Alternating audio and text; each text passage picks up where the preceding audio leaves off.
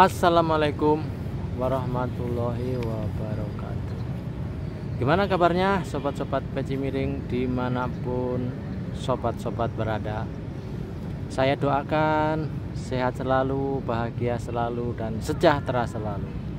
Kalaupun masih ada yang punya persoalan-persoalan yang sulit dipecahkan, misalnya soal hutang, soal konflik di dalam keluarga, soal penghasilan yang belum segera terbuka, rezeki juga yang lagi seret, saya doakan semuanya saya doakan moga-moga bisa segera diselesaikan, hutang-hutang bisa dibayarkan, masalah-masalah yang Anda hadapi atau yang kita hadapi moga-moga bisa segera terpecahkan.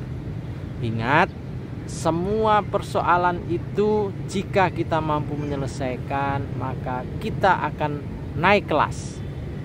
Jadi ingat, setiap persoalan jika kita mampu menyelesaikan itu kita pasti naik kelas, naik tingkat. Mungkin saja akan diberi persoalan baru, akan diberikan masalah baru, dan kita harus selalu bisa menyelesaikan. Itulah namanya manusia hidup. Manusia hidup harus siap mengatasi masalah. Kalau pengen tidak ada masalah, mati saja. Baiklah, saya akan memberi judul video saya ini dengan sebuah pertanyaan, yaitu apakah rapot merah Mr. Presiden itu benar-benar ada? Jadi rapot merah Mr. Presiden.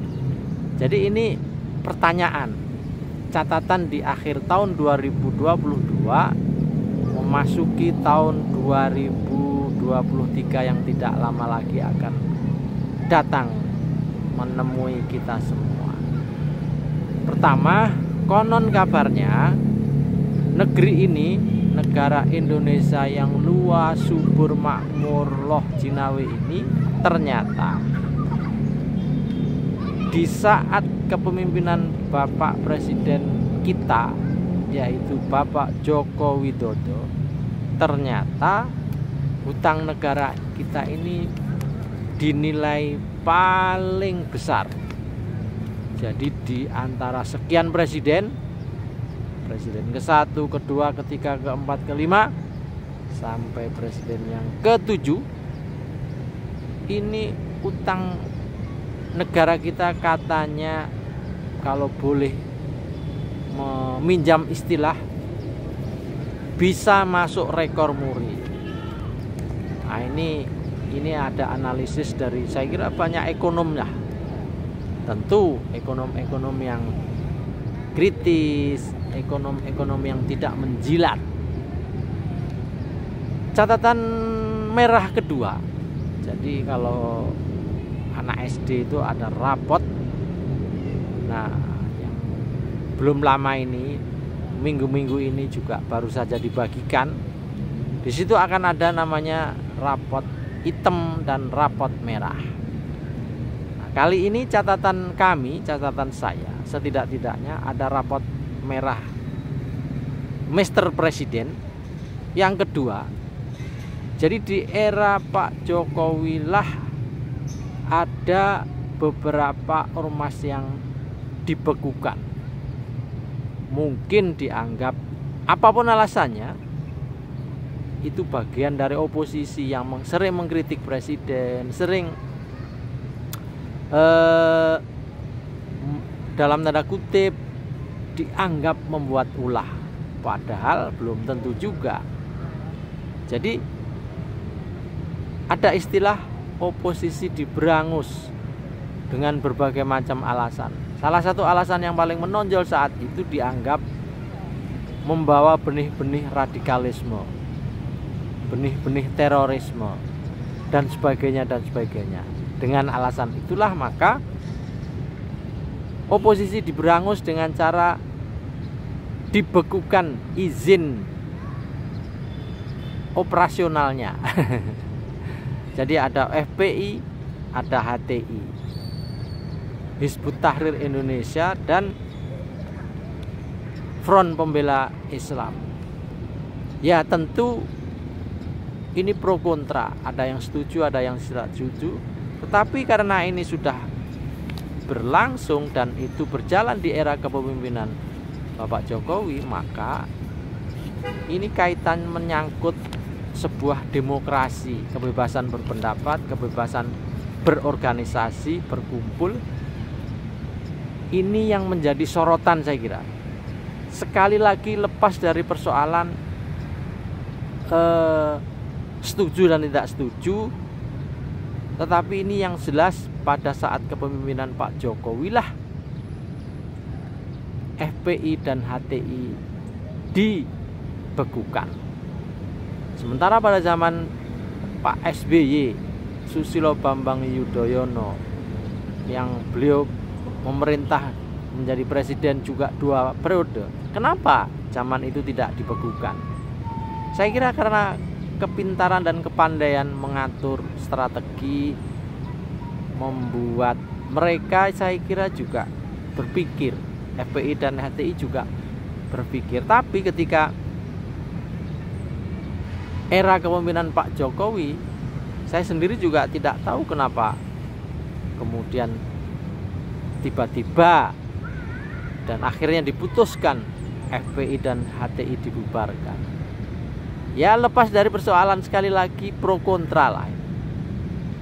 Dan sayangnya pula di situ yang menjadi wakil atau tangan panjang kekuasaan dari Mr. Presiden adalah Bapak Mahfud MD. Sehingga ya saya jadi agak berpikir juga, sebenarnya Pak Mahfud itu kemana sih? Gitu.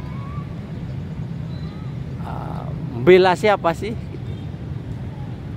Berikutnya di era Pak Jokowi ini pula bibit-bibit KKN yang pada zaman reformasi menjadi salah satu musuh bersama bangsa Indonesia dan musuh bersama mahasiswa. Tapi di era Pak Jokowi ini juga KKN mulai pelan-pelan tumbuh, bahkan nyata. Salah satunya adalah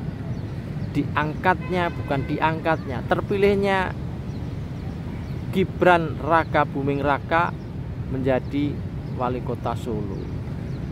Ya saya kira memang sah-sah saja secara demokratis. Anak presiden juga boleh. Tetapi saya kira ini ada semacam catatan. Apalagi satu lagi menantunya Pak Jokowi yang menjadi wali kota Medan, yaitu Bobi Nasution. Nah, saya kira ini ya sekali lagi ini ini kan juga sah, boleh-boleh saja. Tetapi nuansa KKN yang dielu-elukan dulu, yang menjadi musuh bersama pada zaman reformasi, menjadi usang, menjadi lewat, menjadi seolah-olah tidak berguna lagi perjuangan saat reformasi itu. Karena pelan-pelan mulai tumbuh lagi model-model KKN. Sekelas pemimpin negara, sekelas Mr. Presiden dengan keluarganya masuk di lingkungan kekuasaan di 2 daerah itu, tentu ini akan menjadi contoh bagi daerah-daerah, bagi kabupaten, kota atau provinsi. Orang Pak Jokowi saja membolehkan kok keluarganya. Ya seperti itu. Kenapa kami tidak? Nah, jadi ini sangat mungkin nanti suaminya presiden, suaminya menjadi bupati atau wali kota. Berikutnya pilkada berikutnya istrinya yang menjadi bupati atau wali kota. Berikutnya lagi mungkin anaknya yang menjadi meneruskan. Ini kan nggak betul. Demokrasinya lalu kemana? Jadi seperti kerajaan aja nanti jatuh-jatuhnya. Jadi itu catatan berikutnya, yaitu catatan merah lah, kalau boleh dibilang rapotnya rapot merah Master Presiden kita itu. Berikutnya catatan merah yang lain adalah soal penangkapan ulama-ulama. Ya, saya kira lepas dari persoalan ada ulama gadungan yang ditangkap, ada ulama istilahnya ulama palsu karena tidak semua ulama, saya kira kalau ulama beneran nggak begitu. Nah, barangkali memang yang ditangkap, yang dipenjarakan adalah ulama-ulama yang garis keras atau garis lucu. Kenapa garis lucu juga ditangkap? Karena mengganggu juga. Jadi ada ulama garis lucu, bolehlah saya sebut di sini, salah satunya adalah Gus Nur. Ya, tukang sulap kemudian menjadi ustadz, menjadi ulama, sehingga menurut saya ini juga memang mengganggu gitu. Dan dia sangat vokal dan dia sangat ini. Tetapi lepas dari persoalan itu, apakah harus ditangkap? Apakah harus dipenjarakan? Nah, dengan model seperti ini kan nilai-nilai demokrasi kita menjadi agak, saya kira biarkanlah mereka, masyarakat yang akan menilai. Tidak harus ditangkap, tidak harus dipenjarakan. Jadi saya kira ini juga menjadi catatan merah, rapot merah Master Presiden. Yang berikutnya hukum yang amburadul. Saya kira contoh terakhir adalah kasus Sambo. Ini adalah gambaran cetha welo-welo bagaimana hukum bisa dipermainkan, bagaimana seorang bintang 2 mampu merekayasa kasus, dan akhirnya ya seperti kita lihatlah. Ini saya kira aib hukum kita ini baru di kepolisian, belum di kejaksaan, belum di hakim. Jadi saya kira ini juga perlu menjadi catatan merah Master Presiden.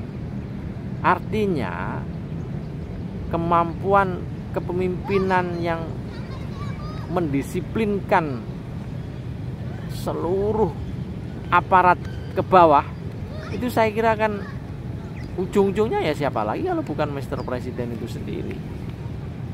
Jadi catatan merah kita yang terakhir yaitu soal hukum yang sangat amburadul. Hukum tajam ke bawah, tumpul ke atas. Jadi kalau yang punya persoalan itu orang-orang bawah, gampang sekali. Sebaliknya kalau yang punya persoalan itu orang-orang atas, orang-orang berduit, waduh, hukum bisa dimainkan dan mungkin saja bisa diganti dengan rupiah. Dan yang agak mengganggu adalah Master Presiden kita ini ternyata masih menjadi petugas partai. Nah, ini istilah mengganggu juga. Artinya apa? Master Presiden kita tidak mempunyai kekuasaan penuh, tetapi masih mengabdi kepada partai. Saya kira ini terjemahannya memang panjang. Dan saya kira untuk presiden berikutnya tidak boleh seperti inilah. Presiden adalah presidennya rakyat seluruh Indonesia, bukan presiden petugas partai, bukan presiden yang mengabdi kepada salah satu golongan, bukan presiden yang diatur oleh ketua partai, ketua umum partai tertentu. Jadi presiden berikutnya saya kira haruslah presiden yang betul-betul mandiri, mempunyai kekuasaan penuh. Yang di atasnya presiden itu adalah rakyat. Selama itu menjadi istilahnya, selama itu menjadi membela kepentingan rakyat, nah disitulah presiden. mengikuti atau tunduk dan patuh. Sebaliknya, presiden tidak boleh menjadi tangan panjang oligarki, ketua partai atau siapapun. Jadi saya kira presiden sebagai petugas partai ini juga menjadi bagian dari catatan merah Mr. Presiden kita itu. Ini semua kebetulan berada di era Bapak Joko Widodo. Oleh karena itu, ya, kita tentu masih boleh berharap presiden berikutnya pasca Pak Jokowi haruslah presiden yang baru, presiden yang membawa perubahan, presiden yang tidak terlalu ambisius terhadap utang, presiden yang jangan sedikit-sedikit memberangus kepada oposisi dengan mudah menutuplah semacam FPI, HTI. Kemudian presiden juga usahakanlah tidak melakukan KKN. Contoh Gibran dan Raka Buming Raka yang menjadi wali kota Solo, atau Bobi Nasution menjadi wali kota Medan, itu tidak akan terjadi kalau mereka bukan tangan panjang presiden, bukan anak presiden dan bukan mantu presiden. Gak akan gitu. Nah, saya kira ini juga harus dicamkan betul. Pada era berikutnya presiden baru kelak, mohonlah tidak ada lagi penangkapan ulama. Jadi kalau ulama palsu ya jangan ulamanya itu yang kita tangkap, tapi mungkin pidana persoalan dirinya sendiri yang pidana, bukan karena keulamaannya. Masalah hukum harus dijadikan panglima untuk presiden mendatang. Jadi sekali lagi, inilah rapot merah Mr. Presiden sebagai catatan akhir tahun di tahun 2022. Menyambut tahun baru, moga-moga segera ada presiden baru sehingga kehidupan masyarakat akan semakin sejahtera. Saya Peci Miring Ahmad Bahar. Assalamualaikum warahmatullahi wabarakatuh.